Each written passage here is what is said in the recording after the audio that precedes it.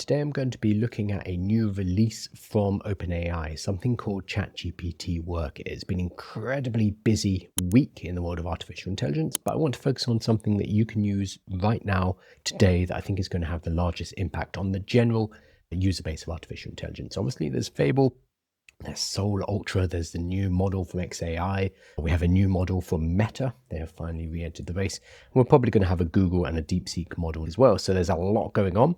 What I want to show you is a new release from ChatGPT, OpenAI, that's actually going to change how you use artificial intelligence on a daily basis. Now, they have released something called ChatGPT Work. It's a little confusing. And there's a lot of people who are annoyed with it, confused by it, angry with it, but I think generally it is a good thing for the billion users out there who are using ChatGPT on a daily basis. What is happening is we're moving from chatting with an artificial intelligence to having an AI do the work for us. So we're moving from asking questions, prompting, to giving jobs to artificial intelligence, which is something some of you power users have been doing for the last year, but is now coming directly into standard ChatGPT. This is why I'm excited about ChatGPT Work. So Ethan Mollick here, for example, who I highly respect everything he says, basically, he's saying this is confusing. Claude Cowork was a purposefully more secure and slightly weaker alternative to code designed as so non-coders couldn't cause too much trouble. I got that. I don't understand what ChatGPT Work is or what I'm gaining or giving up versus Codex on Work. So this is the main dilemma. People who are using ChatGPT, people are using Codex, which is their coding application, their coding model. They find this new introduction of ChatGPT Work to not be very helpful at all. It is not for the billion other people out there who are using ChatGPT who are not coders. They're not technical people. We have to remember that. So what we now have is one app that has multiple different doors. So if you open up, I'm going to do it now, ChatGPT on the web version or on your telephone, you're going to have a little, I'll start a new chat. You're going to have a little slider at the top, which allows you to go between chat and between work. On the telephone, it's exactly the same, but it's a little drop down that allows you to go between chat and work. Chat is your basic chat, as you've always had with ChatGPT. What work does is it's going to become more agentic and it's going to go off and do tasks for you. So for example, probably the best one I can show you right now. This presentation I'm given right now was created by ChatGPT Work. So I gave it a bunch of screenshots. I gave it a voice message, quite a long one, with me just blathering about what I think about ChatGPT Work. And then it set off and did some work for me. It actually went off and it worked for 12 minutes. And you can see it spun up 3 different agents. So an official research agent. This is a sub-agent, went off and found the official sources on ChatGPT Work. So it went and found additional research based on the voice note I gave it. It went out and checked what I had said. And then it outlined the story and the slide deck that I'm now presenting to you. And then it went ahead and it worked for 10, 12 minutes and created this outline for me. And then I was able to say, I want you to include the screenshots I've given you. For example, as I just showed you, this is a screenshot of Ethan Mollick's tweet. It's included that directly for me. And then package it all up using image gen. You can see further down here, it has created images for each of my slides. And then finally, I said, combine that into a PDF for me. And it created a PDF of all these slides. So it's done a huge amount of work. If you've used Codex before, this is minor. You're like, okay, well, yeah, of course, ChatGPT can do that.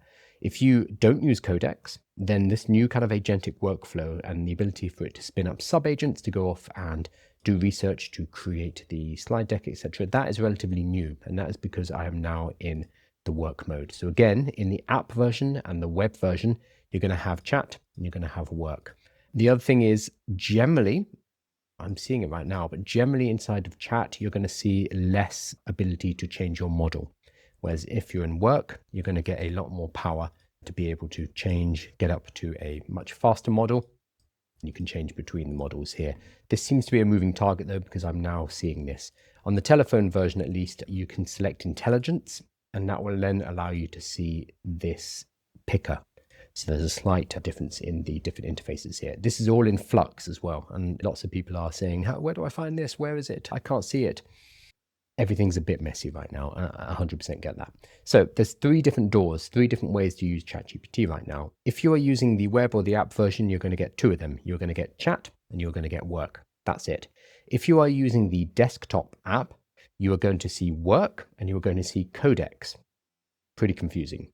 So work becomes your new version of chat, basically. It's a simple mode for using inside of the desktop app, whereas Codex is going to be where you're building software. They have confused it a little bit though, because you can also do quick chats inside the desktop app. And what it does is it pops up a little chat window. So it's literally a pop-up and you can ask questions. Kind of cool because you can ask questions whilst you're working inside of Codex, or whilst you are doing something inside of work. You can pop up a little side chat and ask questions at the same time, which personally I think is quite useful. The big takeaway though is that for normal users, so again, non-coders, non-technical users, this is bringing us more into the agentic age. Previously, you would chat to ChatGPT, you would ask a question, it would give you an answer. Fine, absolutely fine. But that is kind of the AI from last year. We are now moving into a new phase, and I think it's exciting when you realize this, where you give it work to go and do for you. So instead of saying, how do I do this? You say, okay, here's what I'm trying to do, go and do it for me. And now it will spin up agents, as I just showed you, multiple sub-agents, and it will run off and do that work for you. That's why this is exciting for normal users, the 1 billion people out there. You set the outcome, it will plan for you, it will act, and it will deliver an actual piece of work rather than you having to go and do that yourself. So very, very exciting. What can you do? So really your imagination is the limit here. Lots of people always ask me this, like, what should I use it on? You need to think about what kind of tasks you have in your everyday life. So me giving you abstract, hey, this is kind of a cool thing that you could do, doesn't really make any sense if you don't do the things that I do. So what you need to do is think about your work. Think about what you're doing on a daily basis. Are you preparing a report? Are you summarizing meeting notes, for example? And then you're going to take some of those tasks that normally take you an hour and put them into ChatGPT Work and see what it can do for you. You can also create finished materials, so reports, either internal or things that you're going to publish, by feeding it in lots of materials and allowing it to do that work for you. And it's going to do a far better job than if you just use chat, because it's able to spin up these sub-agents who will all go off and do their own tasks, come back, recombine. You can also ask it to check its own work, so it will spin up a sub-agent that will do that as well. And this is all going to happen behind the scenes. He talked about, we've had 4 big jumps in artificial intelligence, 4 big moments where suddenly everything has shifted. The first one, perhaps obviously, is GPT 3.5 in November. This actually made me shut down my company that I was running at the time because I realized, oh God, it's not going to survive. I need to do something about this. I need to get into artificial intelligence. So for me, that was a huge jump. GPT 3.5, though, wasn't very good. It was a precursor. It was a preview of what we're going to be getting. But from a practical point of view for actually doing work, it was with GPT-4 where suddenly it became serious, where suddenly we could actually do real work with AI. So Ethan Mollick talks about that as the second leap forward. Then in spring 2025, we had the first reasoners. So these were models like O1 in particular. The introduction of chain of thought, which allowed the large language models to go through much more complicated tasks by thinking through step by step by step by step. What seems relatively simple now, at the time, and this was only a year and a bit ago, was revolutionary. And then in December 2025, coming into January, we had workable agentic systems. Agentic systems actually fulfilled the promise of all the marketing hype back in 2025. We had things like OpenClaw. OpenClaw really opened the floodgates, followed by Claude Co-work, which was basically a kind of copied, watered down version, Hermes, etc., Codex, and ChatGPT Work. These are agentic systems that go and do the work for us. Super, super important. So it is a leap on the scale of these other big shifts in artificial intelligence.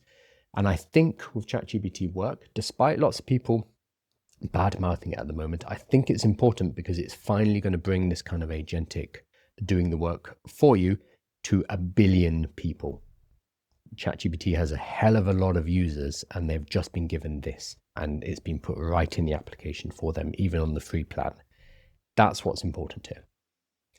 So for power users, I get it. I get it why you might this morning be thinking, well, what is this? Why did they make it dumber? For power users, if you're using Codex already, this doesn't make any sense. If you open up the new app version, they have a drop down which has Work and it has Codex, and switching between the two of them doesn't seem to do very much. So Ethan Mollick actually asked, well, what's the point? And Dominic, who works on the team at ChatGPT, says ChatGPT Work and Codex are the same, with some UI user interface changes. We rely on the sandbox and features like auto review to reduce the risk while making sure users can get the same powerful agent. He's basically saying they're kind of the same thing. They're bringing Codex into ChatGPT. They're starting to merge them together and make them one thing. So instead of us having to go to different apps, we don't have to go to ChatGPT app or the Codex app. It's coming together via this intermediary step of ChatGPT Work. So if you are already using Codex and you are used to seeing everything, to seeing the diffs, to seeing into your code, then ChatGPT Work seems like a step backwards. Ethan says, what are the UI changes? Is it just the same hiding of features I get when I selected I'm not a developer in old Codex? And Dominic says, yeah. So you could already do this in Codex. You could already get rid of the complicated looking, scary looking code and just work with it as a chat-based interface. But they've just done that for us inside of Work. Again, what Ethan is saying is 100% right. Well, what's the point of this? That makes sense if you are a power user, if you are somebody who knows about Codex and how to change the settings. If you're not, and if you're coming from the other direction, someone who uses ChatGPT but is too scared to use Codex because it's coding and I'm not a programmer and God, do I need to be a computer scientist? This is actually a really nice segue into agentic artificial intelligence. One thing I do think is a bit weird is Claude and OpenAI seem to be going in different directions. So OpenAI now has Chat, Work, and Codex, 3 levels.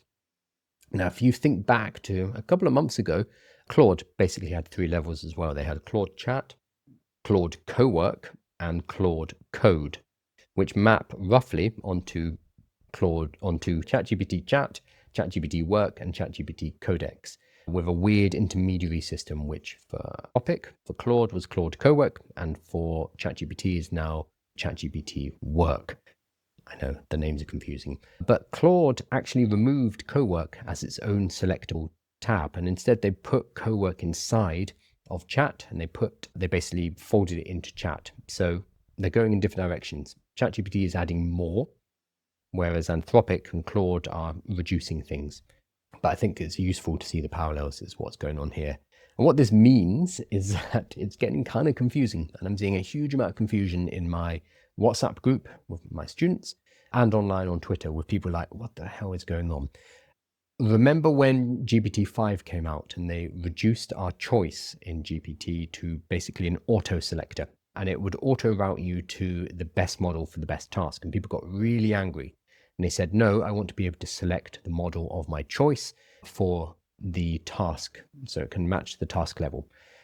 OpenAI and ChatGPT have swung in completely the opposite direction. They've done exactly this. And now you have the ability to choose the mode, Chat, Work, or Codex. You have the ability to choose the model. And right now we have 5.5, 5.6 Sol, 5.6 Terra, 5.6 Luma, 5.4, 5.4 Mini, and 5.3 Codex Spark. And then you have the ability to choose effort. So you have light, medium, high, extra high, and ultra, which means the choices are proliferating, which gets very confusing if you don't know what the best one to choose is at any particular time. And adding this new ChatGPT Work mode into it has just exacerbated that. With now, instead of 2 modes, Chat or Codex, we have Chat, Codex, and Work. So it is confusing. I 100% get that. Okay, how do you actually get ChatGPT Work? One thing, it rolled out yesterday and it may not be visible for you yet. So if you are going off this live stream or watching this YouTube video shortly after and you go into your ChatGPT and it's not there, it might have just not rolled out to you, which I know is frustrating, but you'll have it very, very shortly. If you are using the Codex app or the ChatGPT app on your computer, you just update. I'm seeing a lot of people hate the new update, so you could hold off if you want to keep using Codex. I am personally finding it absolutely fine. It has a selector for Codex and Work. If you do not have the app, then you can download it. So download ChatGPT app. This is on your desktop. And that's going to now by default, download the new version, which has Work, as you can see, ChatGPT Work. On your phone, make sure you update. So lots of people are saying, I don't see it. I don't see the Work thing. You need to update your application, and you will probably see now at the top, you're going to see a drop down, which is Work or Chat. And on finally the web version, you should now automatically see Chat and Work at the top like this. For the most part, between these two, it's just giving you more access to agentic workflows here, whereas Chat is just exactly the same as it has always been. So it is confusing. There is a lot going on. I think generally, though, it is good. It is good because it is bringing agentic workflows to 1 billion people. Those 1 billion people are not going to install OpenClaw. They are not going to mess around with Codex. They are not going to mess around with Claude Cowork or with Claude Code. Absolutely not. It's too technical. However, having a little toggle up the top to go from Chat to Work, and then being able to type in what you want in here is very simple. So I think that is what's really important here. It's opening up the ability for normies, the 1 billion people who are using ChatGPT, to get agentic workflows and to begin delegating to artificial intelligence instead of prompting. So this is what you need to do. You need to start giving it real jobs.